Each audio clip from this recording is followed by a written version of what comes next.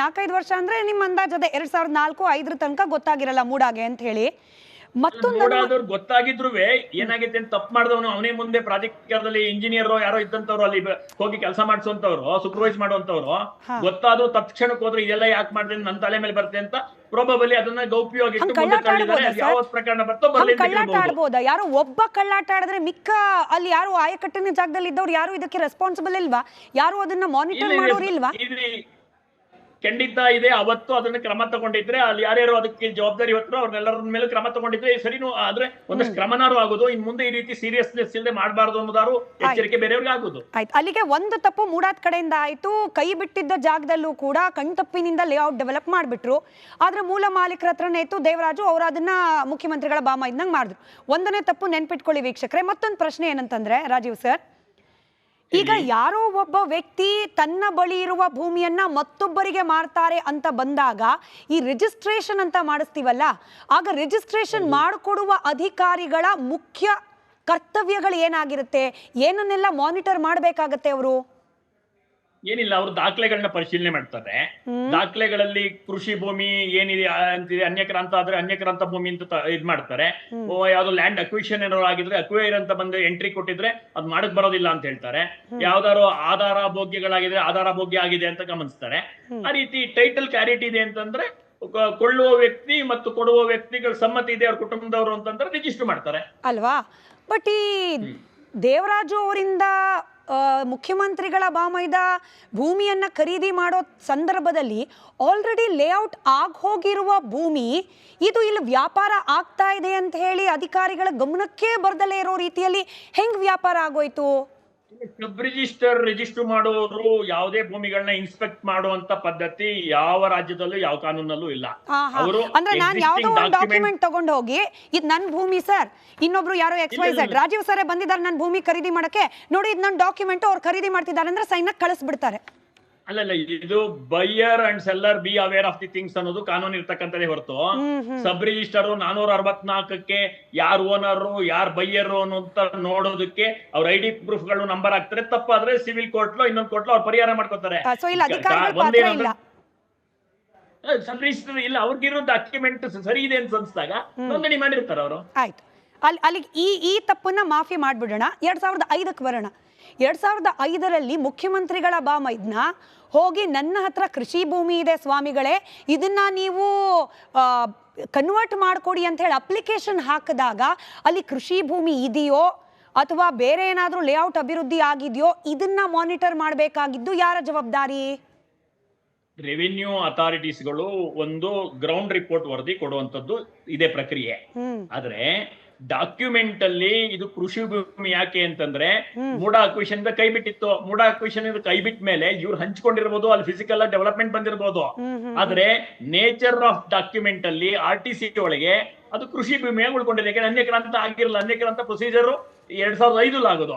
Procedure ಆಗುವಾಗ ಅವರು document base ಮೇಲೆ ಮಾಡಿರಬಹುದು, ಅದರಿಂದ ಹಂಗಾಗಿದೆ ಅಂತ ನಾನು ಅದ್ರ ಭಾವಿಸ್ತೀನಿ. ನನ್ನ ಹತ್ರ ಒಂದು ಕಾಪಿ ಇದೆ ಸರ್. ಇದರಲ್ಲಿ ಆ ಜಾಗಕ್ಕೆ ಹೋಗಿ ಭೇಟಿಯಾಗಿ ನಾನು ಅಲ್ಲಿ ಗಮನಿಸಿದೆ, ಅಲ್ಲಿ ಯಾವುದೇ ಎಲೆಕ್ಟ್ರಿಕ್ ವೈರ್ ಹೋಗಿಲ್ಲ, ಇತ್ಯಾದಿಗಳನ್ನೆಲ್ಲ ನಾನು ಕಣ್ಣಾರೆ ಕಂಡಿದ್ದೇನೆ ಅಂತ ಹೇಳಿ ಜಿಲ್ಲಾಧಿಕಾರಿಗಳು ಹಾಗೆ ತಹಶೀಲ್ದಾರ್ ಹೊರಡಿಸಿರುವ ಪತ್ರ ಇದೆ ನಮ್ಮ ರಿಪಬ್ಲಿಕ್ ಕನ್ನಡದ ಹತ್ರ.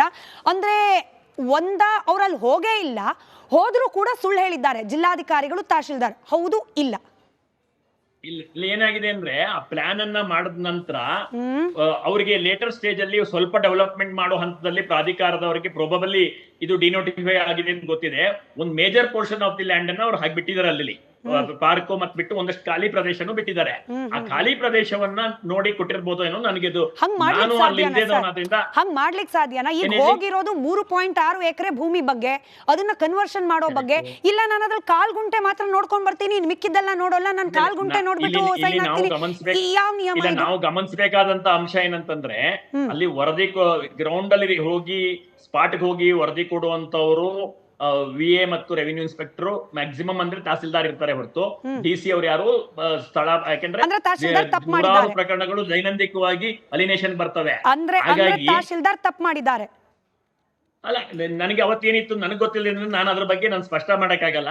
ಬಟ್ ಒಂದೇನಂದ್ರೆ ಪ್ರೊಸೀಜರ್ ಇರತಕ್ಕಂಥದ್ದು ಈ ರೀತಿ ಇದೆ. ಡಾಕ್ಯುಮೆಂಟ್ ಪ್ರಕಾರ ನಾವು ಗಮನಿಸಿದಾಗ ನಾನು ಆ ಜಾಗಕ್ಕೆ ಹೋಗಿದ್ದೆ, ನಾನು ನೋಡಿದ್ದೀನಿ, ಅವ್ರಿಗೆ ಇವರು ಏನ್ ಕನ್ವರ್ಷನ್ ಬರೀಬಹುದಿತ್ತು ಅಪ್ಲೈ ಮಾಡಿದ್ದಾರೆ, ಅಂತಂದ್ರೆ ಅಲ್ಲಿ ಎಲೆಕ್ಟ್ರಿಕ್ ವೈರ್ಗಳು ಹಾದು ಹೋಗಿಲ್ಲ ಇತ್ಯಾದಿ ಇತ್ಯಾದಿ.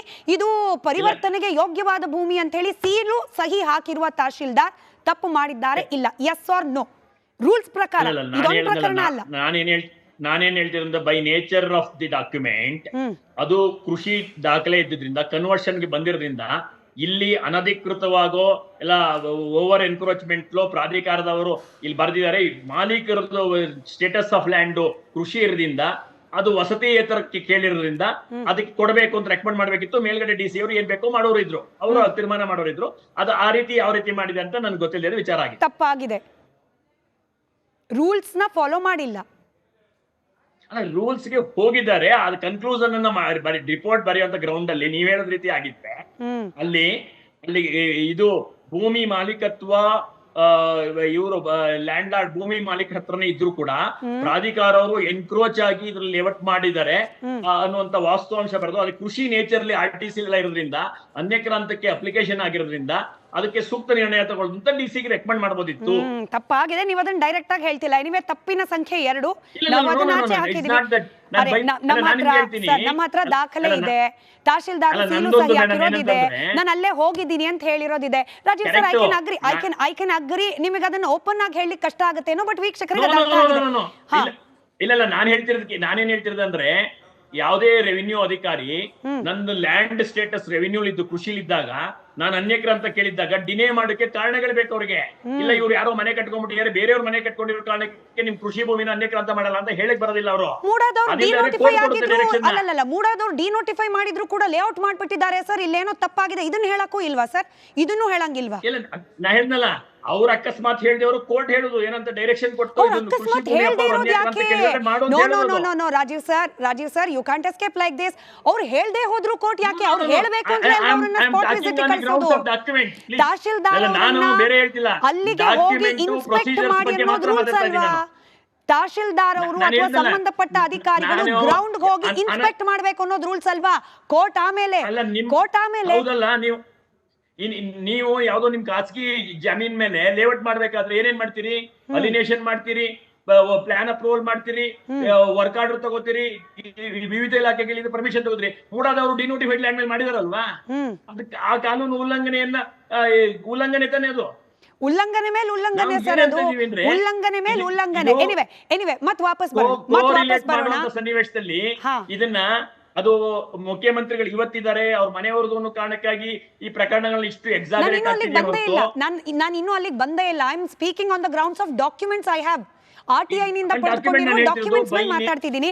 ಎನಿವೆ ಈ ಪ್ರಶ್ನೆಗೆ ಉತ್ತರ ಆಯ್ತು ಸರ್. ಅಲ್ಲಿ ಕೃಷಿ ಭೂಮಿ ಇತ್ತೋ ಅಥವಾ ಮೂಡಾದಿಂದ ಅಭಿವೃದ್ಧಿ ಆಗಿದ ಲೇಔಟ್ ಇತ್ತೋ, ಅದನ್ನ ಕಣ್ತಪ್ಪಿನಿಂದಾನೋ ಅಥವಾ ರೂಲ್ಸ್ ಫಾಲೋ ಮಾಡ್ದಲ್ಲೇನೋ ತಹಶೀಲ್ದಾರ್ ಸೀಲ್ ಹಾಕೊಟ್ರು, ಅದನ್ನ ಕೃಷಿ ಭೂಮಿಯನ್ನ ಕನ್ವರ್ಟ್ ಮಾಡಿಕೊಟ್ಬಿಟ್ರು, ಬಿಡೋಣ. ಅಲ್ಲಿಗೆ ವೀಕ್ಷಕರಿಗೆ ಅರ್ಥ ಆಗಿದೆ ಏನಾಗಿರಬಹುದು ಅಂತ ಹೇಳಿ. ನನ್ನ ಮತ್ತೊಂದು ಪ್ರಶ್ನೆ ಸರ್, ದೇವರಾಜು ಅವರ ಹೆಸರಲ್ಲಿದ್ದ ಭೂಮಿಯನ್ನ ಕಣ್ತಪ್ಪಿನಿಂದ ನೋಟಿಫೈ ಮಾಡಿ ಅದನ್ನ ಲೇಔಟ್ ಮಾಡಿಬಿಟ್ಟಿದ್ದಾರೆ. ಬಟ್ ದೇವರಾಜು ಅವರಿಗೆ ಬದುಕೋಕಿದ್ದಿದ್ದು ಅದೊಂದೇ ಕೃಷಿ ಭೂಮಿ, ಹಾಗಾಗಿ ಅದನ್ನ ವಾಪಸ್ ಕೊಡಿ ಅಂತ ಹೇಳಿ ದೇವರಾಜು ಅವರು ಅಪ್ಲೈ ಮಾಡುವ ಡಿನೋಟಿಫಿಕೇಶನ್ ವಿಚಾರವನ್ನ ನಿಂಗಾ ಉರ್ಫ್ ಜವರ 68ರಲ್ಲೇ ತೀರ್ಕೊಂಡಿರುವ ನಿಂಗಾ ಉರ್ಫ್ ಜವರ ಅವರ ಹೆಸರಿಗೆ ಹೆಂಗೆ ಡಿನೋಟಿಫಿಕೇಶನ್ ಆಯ್ತು? ತೀರ್ಕೊಂಡಿರೋದು ತಪ್ಪು ಮಾಹಿತಿ ಬೇಡಿ. ನಿಂಗಾ ಉರ್ಫ್ ಜವರ ತೀರ್ಕೊಂಡಿರ್ತಕ್ಕಂಥದ್ದು 92, 93ರಲ್ಲಿ. ಅವಾಗ್ಲೇ ಅನ್ಕೊಳ್ಳೋಣ 97, 98ರಲ್ಲಿ ಡಿನೋಟಿಫಿಕೇಶನ್ ಆಗಿರೋದು. 93 5 ವರ್ಷ ಆದ್ಮೇಲೆ ಡಿನೋಟಿಫಿಕೇಶನ್ ಆಗಿರೋದು, 5 ವರ್ಷ ಆದ್ಮೇಲೆ. ಹೌದು, ಹಿಂಗೊಂದು ನಿಯಮ ಇದೆಯಾ? ನೆಕ್ಸ್ಟ್ ಜನರೇಷನ್ ಅಲ್ಲ, ನೆಕ್ಸ್ಟ್ ಅಪ್ಪಂದು ಮಗಕ್ಕೆ ಮತ್ತಿರುತ್ತೆ, ಮಗ ಡಿನೋಟಿಫಿಕೇಶನ್ ಅಪ್ಲಿಕೇಶನ್ ಕೊಟ್ಟಿಯಾನೆ, ಅದ್ರ ಮೇಲೆ ಸರ್ಕಾರ ಕ್ರಮ ತಗೊಂಡಿದೆ. ಅವತ್ತು ಏನ್ ಕಮಿಟಿ ಇತ್ತು, ಏನೇನ್ ಕಾನೂನು ಇತ್ತು, ಅದ್ರ ಮೇಲೆ ತಗೊಂಡಿದ್ದಾರೆ ಅವರು. ಭೂಮಿಯ ಮಾಲೀಕರು ದೇವರಾಜ್ ಅವರು, ಡಿನೋಟಿಫಿಕೇಶನ್ ಆಗೋದು ಅವ್ರ ತಂದೆ ಲೇಟ್ ನಿಂಗಾ ಅಲಿಯಾಸ್ ಜವರ ಅವರ ಹೆಸರಲ್ಲಿ. ಪ್ರಿಲಿಮಿನರಿ ನೋಟಿಫಿಕೇಶನ್ ನಿಂಗಾ ಉರ್ಫ್ ಜವರ ಅಂತ ಆಗಿದೆ, 6-1 ಮುಂದುವರೆದು ನಿಂಗಾ ಉರ್ಫ್ ಜವರ ಅಂತ ಆಗಿದೆ. ಹಾಗಾಗಿ ಡಿನೋಟಿಫಿಕೇಶನ್ ಮೂಲ ಡಾಕ್ಯುಮೆಂಟೇಶನ್ ನಿಂಗಾ ಉರ್ಫ್ ಜವರ ಅಂತಿದ್ದ ಕಾರಣಕ್ಕಾಗಿ ದೇವರಾಜ್ ಅವರೇ ಅಪ್ಲಿಕೇಶನ್ ಕೊಟ್ಟರು, ನಿಂಗಾ ಉರ್ಫ್ ಜವರನ ಡಿನೋಟಿಫೈ ಮಾಡಿದ್ದಾರೆ ಅವರು.